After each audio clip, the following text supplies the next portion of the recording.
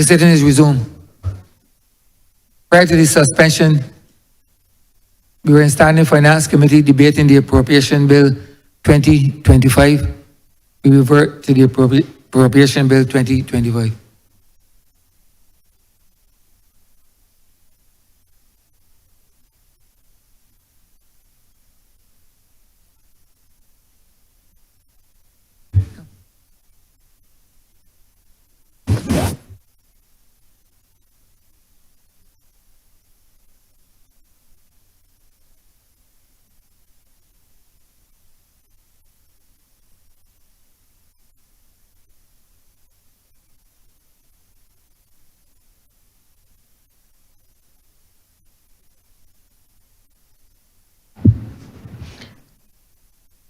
This Honourable House is now in Standing Finance Committee.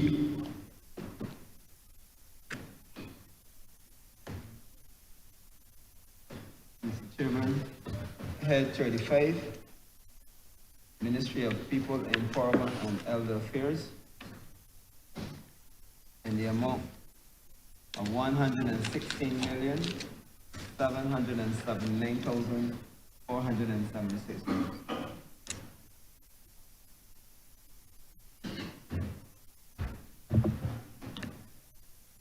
Honourable Member for St. Michael South.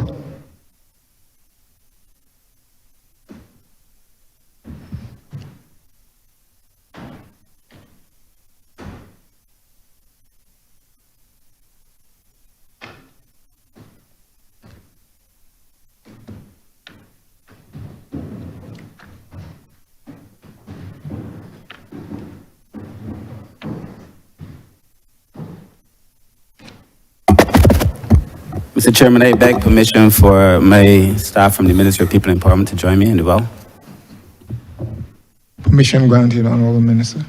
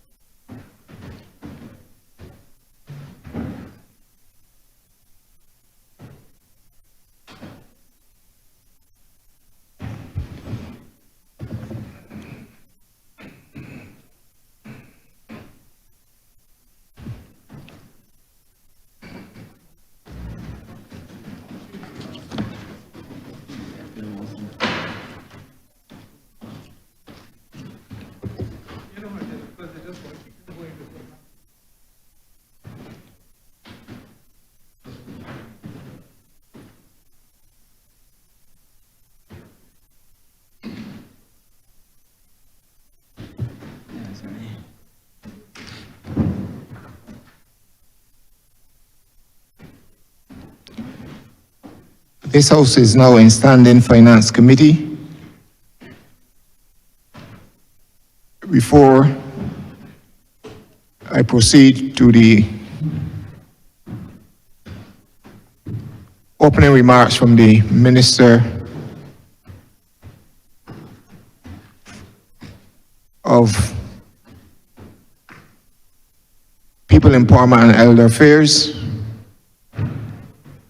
let me give the guidelines under which these sessions are held for the benefit, in particular, of the public officers who have joined us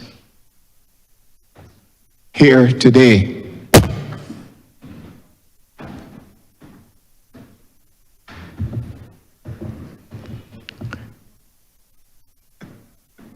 The minister is allowed to give his opening remarks momentarily for 10 minutes. We will have a response from the Honourable Leader of the Opposition for the said time. And thereafter, we move to members of the honourable members of the House who would indicate as they like to speak and will be called in that order. Questions to the minister should not exceed 3 minutes. And as I indicated, you will either choose to ask your question directly, and you have to do that within the 3-minute period. You cannot speak for 3 minutes and then pose the question. A member is allowed 3 supplementary or 3 related questions to the initial question posed to the minister if it is believed that some elucidation is required. The minister may call on any of the officers present with him in the well to respond to any particular question. I'm asking that for the records, officers indicate their names and position so that it is captured in the records of the House. Honourable Minister, you have the floor to give your opening remarks. Thank you very much, Mr. Chair. I want to begin by thanking my staff for the work they would have done during the course of the last year. I believe that most of Barbados would agree that the Ministry of People Empowerment and Elder Affairs attended to the business of the most vulnerable in Barbados with a sense of enthusiasm and profound effort. I want to say, Mr. Chair, that during the course of the year, the ministry spent significant time, indeed, in a deliberate effort to refocus and to recharge, and to make sure that the issues that were raised in the previous year were addressed during this year. We sat down, sir, and we all agreed on a vision for the ministry going forward. We agreed, as the Prime Minister has asked, for us to work on the basics, because it is okay for us to have these high-level plans, but at the end of the day, it matters how these programs are executed. And you will see, sir, that during the course of the year, we focused a lot on legislation. This ministry would have addressed outstanding pieces of social legislation that had not been addressed for years and in some cases had never been addressed. I speak, sir, particularly of the legislation we brought on children that allows us to modernize the legislative framework as it related to child protection in Barbados. I speak of the legislation that we brought on the rights of persons with disabilities, which this Parliament has already passed. I speak of the legislation that we are bringing, that we now have with the CPC, and I hope to have laid in March or April in relation to the rights of the elderly. And I speak of the legislation on the amalgamation of the social services, which should be laid in the Parliament within the next 2 weeks as well.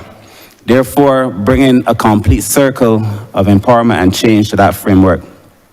Specifically on the estimates, Mr. Chair, you would notice that for this year, we have been allocated $118,963,000. And while at the surface this looks like a very small reduction, I should want to say up front that included in those estimates were, the one for last year were related to capital expenditure, some that we will not repeat this year. And of course, we're still hoping that by the end of the year to have a move in to do additional work, which I will speak to later. So in essence, what I'm saying in essence is that we actually will have more funds available to this ministry than we had last year. The ministry has had a number of successes. I've just spoken to the amalgamation. This has been on the books for a long time. While I was Director of Social Policy in 2007, we had embarked on this process, and in fact, this process was started in the mid-90s. And different governments have had different approaches. There was an entire ministerial family. And this is the first time that any government has been able to do this amalgamation. The amalgamation is important because it speaks to us being able to better deliver goods and services in an efficient manner to the people who need those goods and services the most. And the fact that we have completed it in this year speaks volumes not only about the work that the ministry would have done, but on what the people of Barbados can expect from a reformed, refocused ministry. Furthermore, Mr. Chairman, I would want to say that the amalgamation is more than just an amalgamation in principle. Indeed, we have created a new entity called the Social Empowerment Agency, which is reflected in these estimates.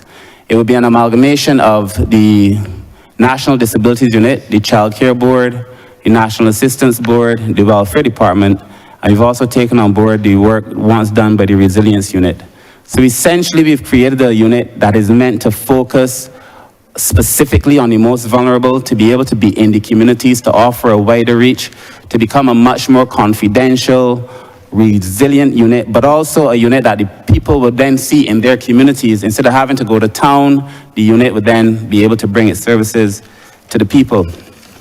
In relation to children, we would have passed the Child Protection Bill, as I have already stated, but we've also done some additional things. In the legislation for child protection, we spoke of a secure residential treatment facility that would allow us to offer interventions to the people who need those interventions the most, Mr. Chair. And we are in the process of acquiring a building to be able to offer those services, to treat to persons who need treatment. As it stands, and as it has always stood, there is a lacuna. Because currently the Child Care Board does not have the capacity to attend to some of the most troubled children who exhibit troubled behavior. And some of those children would have been treated previously under our justice system, but we have said in our legislation that's not good enough. And that we need to treat these people as humans and offer them the best of services. And that is what we'll be doing with that particular facility. Mr. Speaker, Mr. Chairman, the usual amount of persons, on average, we see about 500 cases of abuse, which tells us that there is something that has to be done to protect children in Barbados. We're working with the Children's Trust as well to build a very modern facility at Bullins.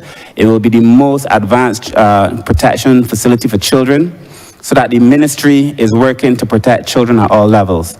As it relates to the elderly, we've also laid the legislation, we will be laying the legislation in a few weeks. Thus far, the 144 workers of home care attend to 1,347 persons. And I want to repeat that. In home help, which persons in Barbados normally know as the workers in blue, there were 1,347 persons receiving home help from 144 persons. In the elder care program, there were 867 persons receiving support from 420 companions. Given that the population is aging, we are obviously facing pressure to do more because Barbados has gotten older. I have said on so many occasions, Mr. Chair, that Barbados did not prepare well for an aging population, and that it is now the onus on this government to be able to do a lot of things that weren't previously done. And some of those things involve the residential facilities that we will be building at Sterling. Last year, in the estimates, we were given $7 million to do that work. We started doing some of the work at Sterling to build out the residential facility. We anticipate that by the end of this year, we're going to have at least 30 residences for elderly persons. We anticipate that we're also going to build out some facilities for persons with disabilities as well. Because I believe that we have to do the small things right, a major part of the work we would have done was in relation to training, and 620 workers would have received training in values and ethical behavior, and 70 received training in other related areas. Mr. Chairman, it is my view that if we do these things and we treat to people, because there is no sense us pretending that people haven't said what they've said in relation to how they feel they're treated when they engage social services. So we've been doing a lot of work to make sure that the public has a better experience when they come into contact with the social services sector. In relation to disabilities, Mr. Chair, we would have passed the legislation. We would have also worked very closely with the NISSS to add 4 new categories: autism, cerebral palsy, multiple sclerosis, and Down syndrome, that would allow persons who traditionally in Barbados were not benefiting from that support are now receiving a non-contributory pension and support. And it meant that 653 persons who would not have benefited before are now benefiting from the government of Barbados' support to allow persons with disabilities to have a decent standard of living. And we intend to do more in that regard as well. We've also been working to make sure that there are more jobs for persons with disabilities. The ministry itself has hired about 8 persons over the course of the last year and a half, and this will continue as well. In relation to the welfare department, there are 5,678 persons who received support during the course of the year, and these were grants totaling just over $20 million, Mr. Speaker, Mr. Chair. This is a slight increase over what we would have done last year. And the truth is, the numbers at the welfare department are pretty much steady. We saw a boom during COVID and immediately post-COVID, but there's been a petering out of the number of persons who are coming for support. But there's some very basic things that we have to be able to do. And you will see when we get to the One Family, in fact, in the One Family, where we have determined that we want to help the 1,000 most vulnerable families. Mr. Chairman, this program is so important because it allows us to really delve in to the issues that cause poverty, the ones that create them, and the ones that show how they're manifested. And this program allows us to go very, very deep in relation to how we're able to engage persons. And of the almost 1,000 persons that we're engaging now, we will be satisfied to say that we have enrolled 407 persons in training. We've had 130 participated in CXC classes because we believe, yesterday there was a conversation around the difference between social assistance and empowerment. And while I think light was made of that, there is a big difference. And the Honourable Minister responsible for crime in the previous ministry was a minister in this ministry. The truth is, for social assistance, we're normally talking about persons who receive benefit either monetary or in kind. When we speak of empowerment, predominantly we're speaking of counseling, we're speaking of training, we're speaking of those things that allow people being able to start a business, allow a person without direct monetary benefit to be able to feel empowered. So while, as I said, we made light of it, the truth is there is a significant difference between social assistance and social empowerment. Mr. Chairman, sir, as I get to the end, we would have also done some work in relation to the resilience unit, which is now going to be housed in the Social Empowerment Agency. And for the first time, Barbadians must know that when there's been a fire, I doubt there's any person who's experienced, regrettably, a fire or a shock in the last year that did not benefit from social support from the resilience unit. To the extent that persons who have a fire could anticipate within a few hours, an officer is going to be on the ground, they were going to get a basic package, they're going to be housed almost immediately while we find long-term conditions. And the reason for that is simple. We believe that if people are experiencing a shock, that they should be able to benefit and to have at least the support to minimize that shock. We will also have a conversation, I believe, during these estimates on the new HIV and well-being unit that we created, as well as the work that we are doing in gender. So as I close, Mr. Chairman, sir, I again want to thank the team in the ministry. I want to thank my staff, all of them. I want to thank the public for the support that we would have received. I want to thank, I always do it, but I feel like I must thank the CPC's office because we've turned out the most legislation that any social ministry has ever turned out in the history of Barbados, and I want to thank the CPC for that. And with those few words, Mr. Chair, I beg that Head 35 stand part.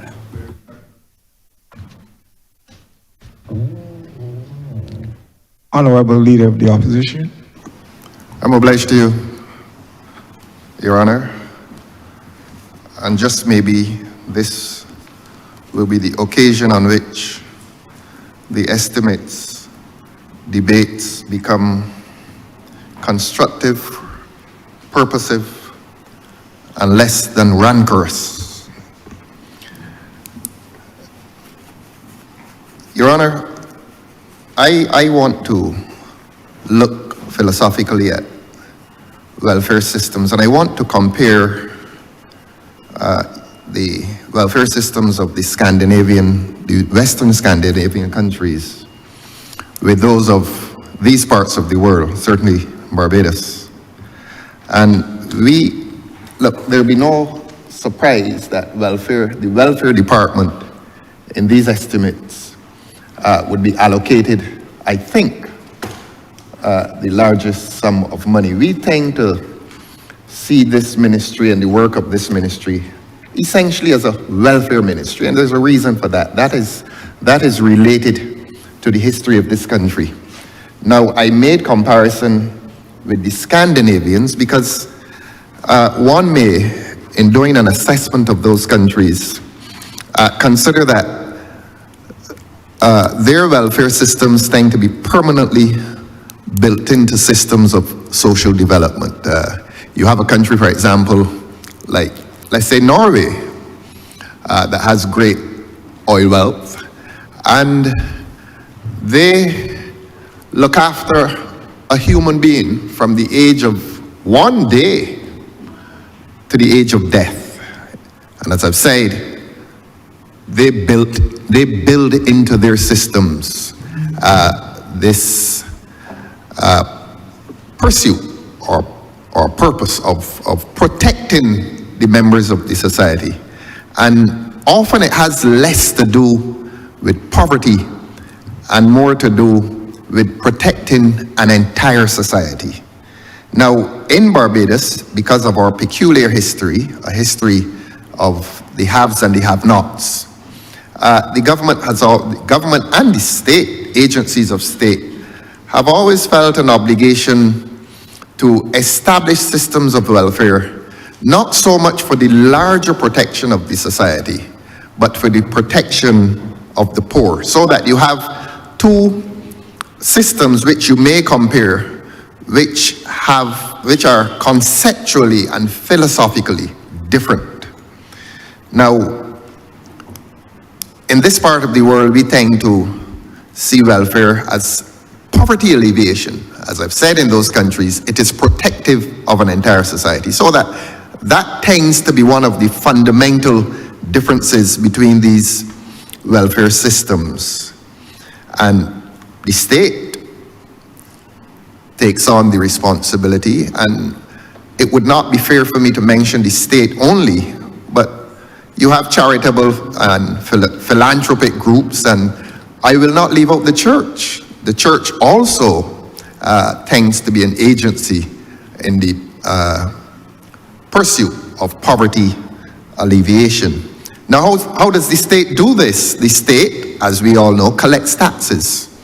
And when the state or the government tells you that an economy is buoyant, they will, as a result of that buoyancy in the economy, they will be able to collect more taxes, and they will be better able to protect the poor and to alleviate the condition of poverty.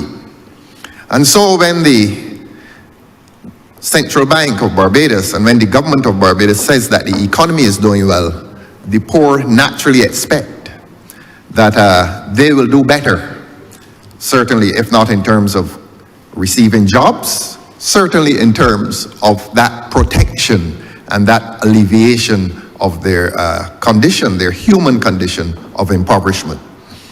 And so, as I said, if the government says that the economy is doing well, we expect that welfare systems will also improve the distribution of the state's resources. So the question is the economy doing well?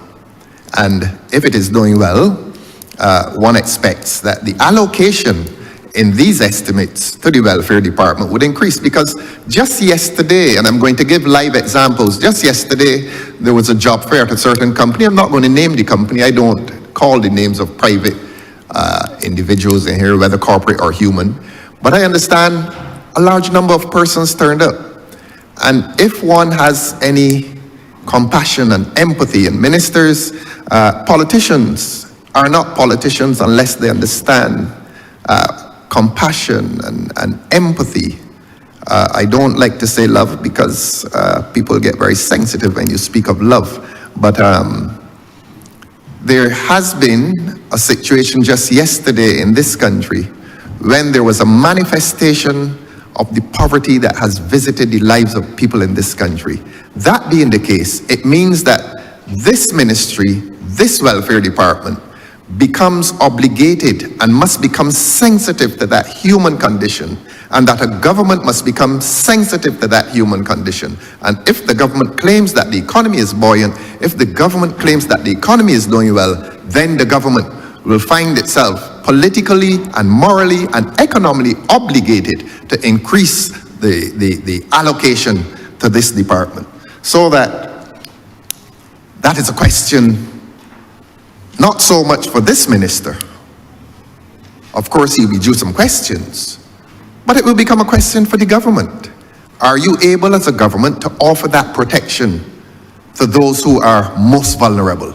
And as I've said, this Parliament has the opportunity from this debate to approach a debate, as I've said, that is constructive, purposive, and less than rancorous. The public of this country, whether rich or poor, are entitled to hear this Parliament with some maturity approach that discourse. Because unless we are able to protect those who are poor, we will not be able to protect an entire society. Your Honor, I therefore ask at this point that this Parliament finds itself able, if not to reach consensus, to consider that this is one of the more important debates, because hunger is not partisan. Homelessness is not partisan. The inability of a child to attend to his classes in an alert condition, if he's able to attend at all, that is not partisan. And I'm using the word partisan as opposed to political. It is a political matter because politicians are involved in it. And it comes to this Parliament. The question of poverty alleviation comes to this Parliament. And this Parliament is a place of politics. So these issues are political. The question is, are they partisan? My response, Your Honor, is that they're not partisan. As I've said and I repeat, hunger does not know a political party. Homelessness does not know a political party. Joblessness does not know a political party. These human conditions are not subject to any partisan divide. And you'll find that there are a lot of people who receive this assistance. And if you join that assistance with partisan discourse, they're not interested. So let us meet that public, let us meet that vulnerability, let us meet that need with a debate, a discourse, a discussion that is constructive, purposive, and less or lacking in rancor. That is the undertaking from this side, sir. I believe I can get that undertaking, that similar undertaking from the other side as we attempt to solve the problem, the scourge, the national scourge of poverty that has been with this country for a long, long time. And unlike the Scandinavian countries, we may not have the national wealth to build permanent systems for social development, and that we are still on the path of poverty alleviation. If we must be on that path of poverty alleviation, let us approach it with sound philosophies and let us approach it with wisdom. Your Honor, I'm obliged to you.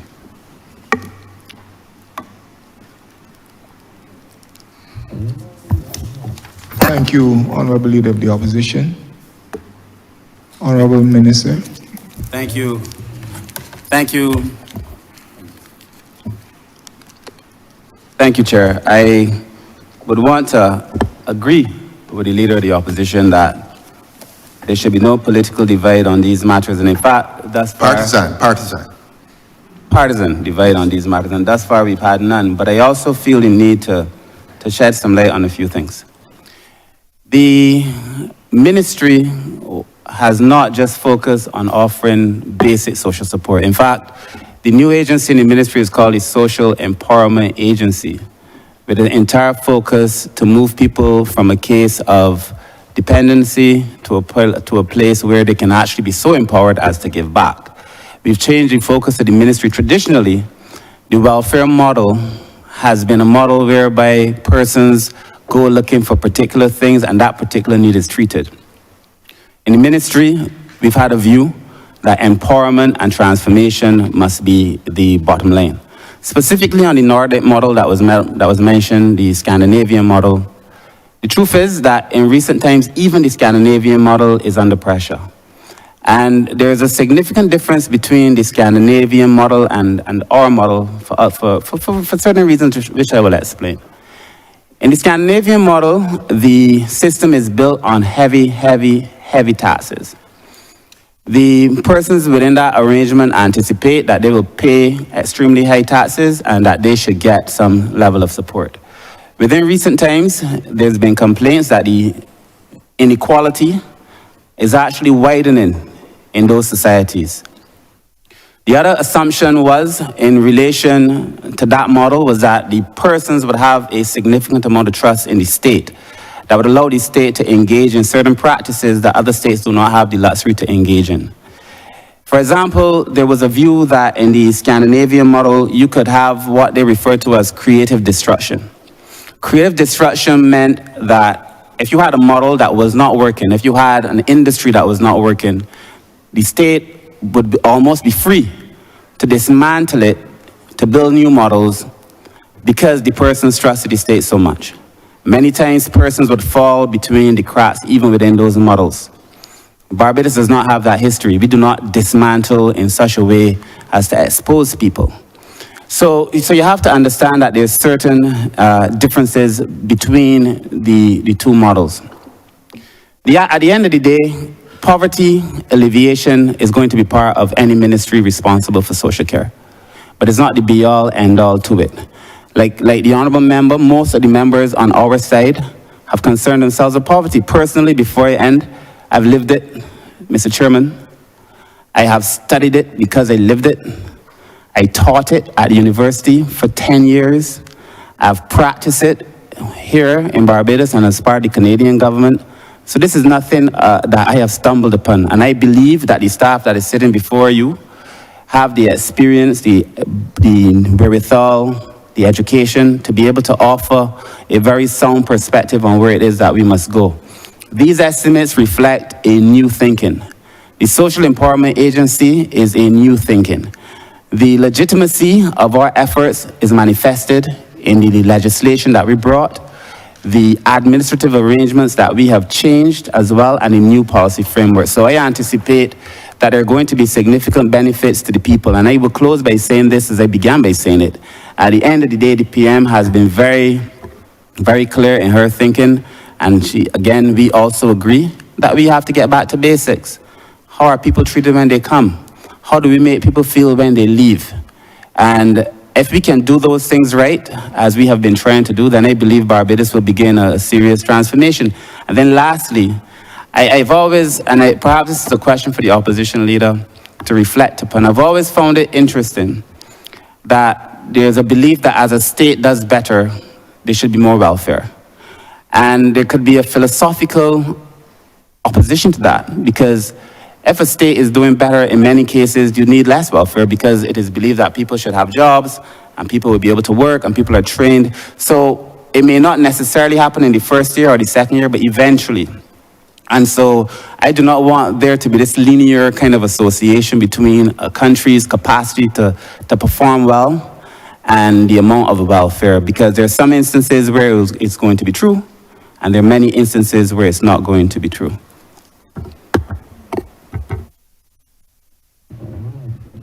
Thank you. Thank you, Honourable Minister. I just want to begin by posing this question to you. I heard you speak with respect to the One Family program. And I believe while it is a good program, I don't think that that a lot is known about it by Barbadians generally in terms of how you become a part of that program and what is basically, in essence, the criteria how are you enrolled in such a program? I would like you to shed, you and your team to say, or member of your team to shed some light on that. Mr. Chair, will ask the head of that department, Ms. Nicole Daniel, to respond and perhaps just give you a general overview about the program, what it was intended to do, and then at the end, if necessary, we'll add my thoughts. Hi, good afternoon. Nicole Daniel, Social Development Project Manager for the One Family Program. And now, as we may be aware, the One Family Program seeks to empower the lives of 1,000 of the most vulnerable persons across Barbados. And as we seek to empower these lives through a more holistic and targeted intervention, we do definitely need the support of many of the churches, many NGOs, charitable organizations, etc. We have recognized that in partnership with many of these institutions, and working together to help these families, that we definitely need a more targeted approach to make sure that everyone is aware of what the program entails, the criteria in terms of how persons can get on board. Currently, we have 80 persons on board, sponsoring 80 of the families within the program, but a more detailed and a more targeted strategy is on the way, where we're trying to ensure that, as I said, more persons are aware what the program entails, how they can benefit, what are the things that the impact that the program will have on the families. So this is something that we are currently working on, and we will try our best to make every Barbadian aware of the details and the impact that the program has to offer. Okay, so for each of the pillars, because it is a holistic approach, we are dealing with several areas where we have 7 key pillars. So we are interested in areas such as personal identification. We are looking at areas of education and human resource development. We are looking at health promotion, employment, family dynamics, housing, and income and social security. So from these areas and these pillars, if we have persons who are willing to sponsor families, we would provide them with the necessary profiles about the particular family. If you have persons who are retired, nurses who are also retired who want to give back to the program. So we're looking for persons in terms of mentorship, in terms of coaching or financial donations in order to assist these families within the program. So these are the 7 key pillars that we're working holistically to improve the performance of the families within the program. Chair, very quickly. So the One Family Program, when I was at the ministry years ago, there was a program that we took from the Chilean model called Preventive. The original model from this Preventive program, there was a program that was run then, this is like 2005, 2006, 2007, before governments had changed.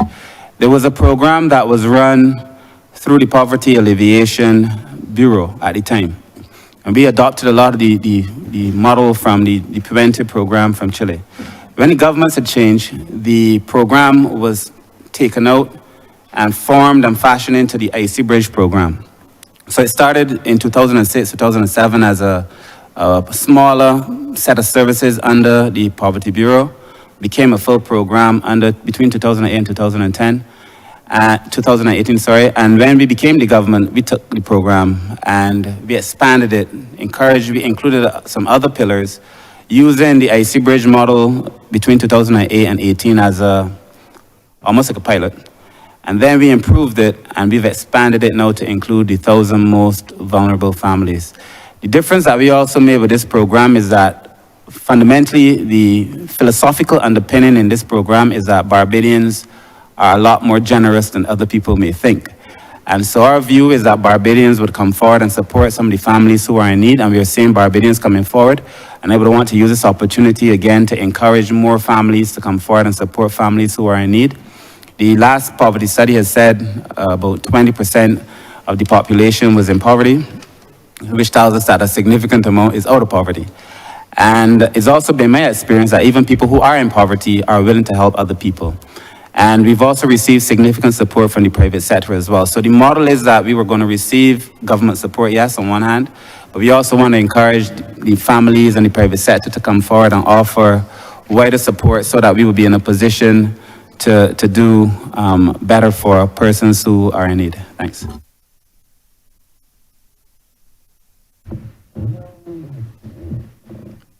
Thank you.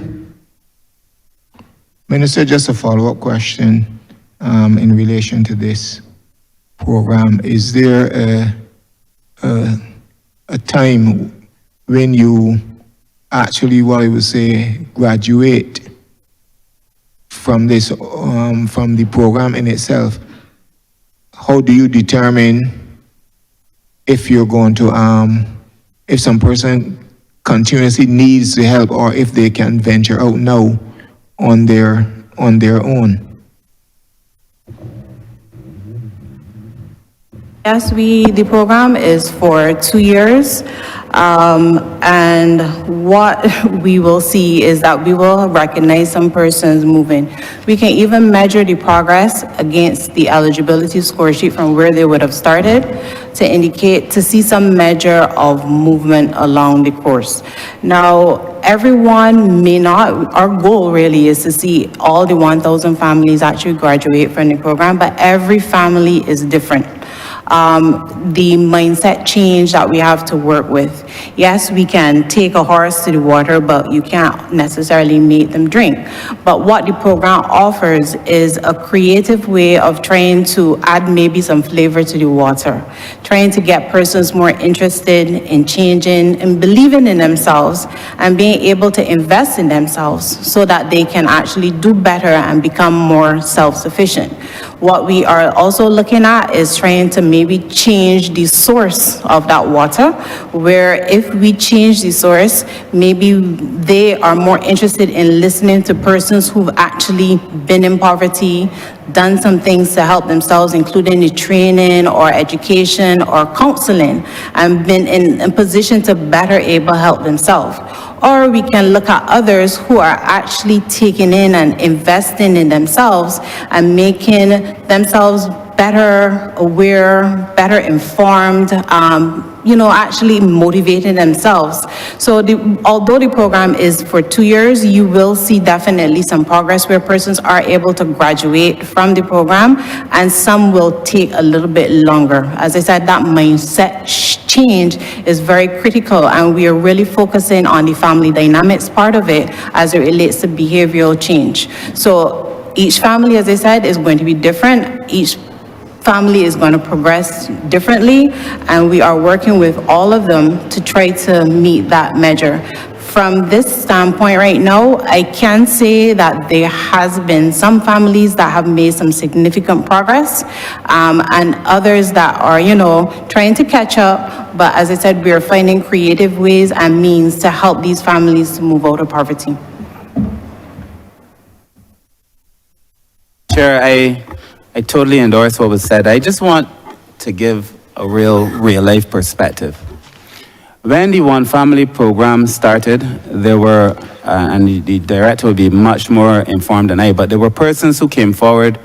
We say you have to register, bring an ID card. And a significant number of persons did not have ID cards. Or the idea of having a TAMIS did not register with many of them. One of the things that I found the most interesting is that we have relied, or we want to rely on a family model where the family essentially is the bedrock of support, as it has been historically in all terms related to sociology. But when we started our conversation around this new entity, and when we started this conversation around what it should look like, and we started having focus groups, we had a significant number of focus group meetings. The word that triggered people most negatively was family. Persons felt that the idea of family did not appeal to them. Many felt that families had violated them, violated their trust, did not offer that level of support. And so there's an underbelly of Barbadians. And this, again, has nothing to do with politics, because these are people of various age ranges, various geographical dispersions, persons of various political persuasion. But they've all felt that in many cases, the family was not the level of support that both Marks and Consensus Theory would tell you that family would be. And so we had to rethink what it is that we can do to offer better support. So when the director speaks of offering counseling and family dynamics, a lot of what was existing in households was that families were not getting along. You could look at the combined income of many persons in households who are experiencing poverty.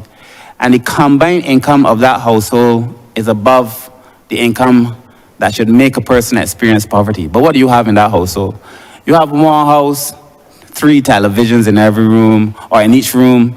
You can't turn on somebody's TV. You have 4 fridges. You can't touch the person's fridge. So you had a lot of families who, for whatever reason, are going through these dynamics that are not healthy in relation to being able to escape poverty, stay out of poverty, and to progress. And that is why a major component of the One Family is in relation to counseling. It is in relation to resolving those family conflicts. It is in relation to just having positive attitudes towards people. And then the other thing that we saw is that very small issues flare up and become very major issues. And so we had to deal with a lot of that. So they're very basic things. And this is, if this conversation is to be fruitful, we also have to understand that we really do have to get back to basics. And so there are a number of things that are preventing people from being able to escape poverty that would never find themselves being measured as part of the larger poverty conversation. But this ministry has engaged itself in those things. Thank you, Honourable Member for Christchurch West. Thank you very much, Mr. Chair, and thank you for an opportunity to enter into the estimates for the first time. First, let me commend the Minister and his team for the tremendous work that they are doing and have done. We always see and saw, certainly when we had the Hurricane Elsa, and tremendous work that the ministry did in housing people in a short space of time was excellent. And I believe they still have a few people that they're still taking care of. And then also when we have fires and dealing with fires as well, and emergency housing, again, tremendous work that the ministry does with their rapid response. Just a few months ago, I had to respond to a house fire, incidentally not even in my constituency, but a neighboring constituency. And they were able to assist, especially DPS, who happened to be at a location, who got the housing for the people at the same location that he was at. So I was very grateful, because when you're faced with somebody looking in your face with no place to sleep that night, all of their possessions destroyed, it's a very emotional and harrowing thing. And all of us in this chamber may have felt it at one point in time. And with that, I wanted to ask the Minister the first question, and it has to do with Sterling. When I was Minister of Housing, the facility at Sterling that housed, I believe, adolescents at the time, closed for want of needing repairs. And it's a large site, about 7 acres, I believe. And I'm asking, in these estimates or anywhere, what plans do you have for the facility at Sterling? If you could share those plans with us. Thank you, Honourable Member. No, Sterling is a site that has very special meaning to me. When I was manager of administration at the Child Care Board, Sterling was actually one of the bigger children's homes. And I'd always felt that Sterling had enough lands to be able to do a number of things. We could have done some agriculture there at Sterling. We could have built a training center at Sterling. Regrettably, Sterling fell into ruin and, has pretty much not been used. There were 3 cottages that were built by, originally? Optimus built them originally, 3 cottages, and donated to the Child Care Board when Minister Lashley was the minister at the time. And those properties also needed constant repair. And then housing was able, thankfully, to repair those cottages for the ministry. But I've always felt that we should be able to do more at Sterling. And Sterling was then returned to the ministry from the Child Care Board, returned to the ministry proper. So the ministry proper has responsibility for Sterling. When we determined that part of the government's response to the aging population was that we would need to build residences to allow us to accommodate the aging population, who in many cases need residence. And we also looked at daycare. But when we considered that we needed to build out a facility, and the Prime Minister and the Ministry of Finance had made available to us in last year's estimates $7 million to the National Assistance Board to be able to do so for the first time, then we felt well, Sterling would be a natural place to do it. I have a love for the building, I must confess. And we then determined that we would build in the initial instance about 30 residences, single and duplex cottages. Very nicely done. We have drawings very nicely done to accommodate the elderly persons, and that we would want to have a model where we work with BARP and we work with Seroptimus to be able to run those residences.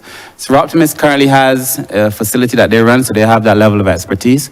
And I don't think anybody in Barbados questions BARP's legitimacy anymore. And BARP has done a fantastic job and has been a great partner for the ministry. So between the three of us, we were looking at what could we build out at Sterling. And so we've done some drawings in the first instance to begin that transformation. This is going to be the first time that you will see housing at that level designed specifically for the elderly. We're supporting facilities. So we're going to have infrastructure for dementia. On the one hand, we're going to have parks designed specifically to cater to persons who are in need of that level of support. The other thing is, because as you said, it's about 7 acres. And even with our drawings, we still had room for a lot of other things to be done. And we are anticipating, before the end of these estimates, hopefully, but surely in the near future, to have the resources to build residences for persons with disabilities too. One of the things that I think is a real tragedy in Barbados, and it is almost painful, if not shameful, that has gone unnoticed for so long, is that adults with disabilities, especially severe disabilities, have nowhere to go. When a person has a disability, as a child, they can stay with the Child Care Board. But when you're 18 years old, you're not really supposed to be at the Child Care Board, but there's no facility for them. And at the Child Care Board now, you would find persons who are in their 30s, some older adults, in a facility that's designed for children. I do not have to tell you how uncomfortable it would make any right-thinking person to have a facility designed for children, loaded with children and adults in that same space, even if the person has a disability. So we're going to build out some residences for persons with disabilities at Sterling to begin to fill that specific hole. And then lastly, we're also thinking that a daycare center for children would also be appropriate there as well. We have the space. And what that does is that allows us to have a system of intergenerational exchange previously unheard of, but that all of the literature tells us is where we should be going. So you have an older facility and a child facility, and the older people get to work with the children, and children learn about the elderly. And then you have a facility for persons with disabilities as well. And so children get to see persons with disabilities, and then they learn a sense of empathy. And currently there is no daycare facility in St. Philip. So it fills that void. And it allows us then to offer a more holistic social package. And we want to do it, as I said, with BARP and with Seroptimus, because in so doing, the estimates will show, I genuinely believe again that there is a legitimacy that the NGO sector will always have, that the government will never have, no matter how good a government you are. And to work with the persons who've proven themselves in that space, and Seroptimus and BARP have done so. So that is the plans currently as they stand for Sterling.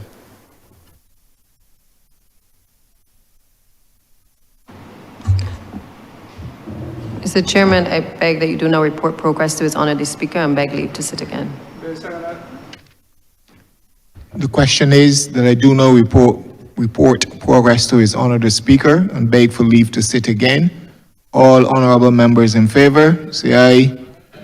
Honorable members against, say no. Methinks the ayes have it.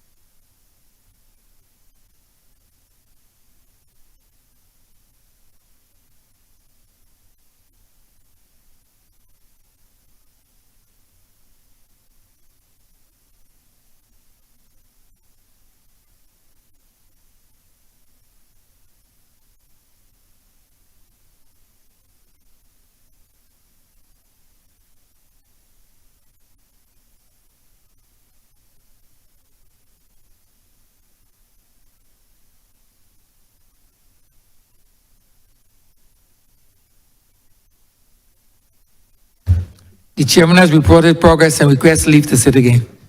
Honourable Leader, Government Business. Thank you, Mr. Speaker. I beg to move the suspension of the House until 2:45 p.m. Question that this honourable chairman be suspended until 2:45 p.m. All those honourable members in favour, please say aye. Those against, please say no. Meeting, the ayes have it. This honourable chairman stands suspended until 2:45 p.m.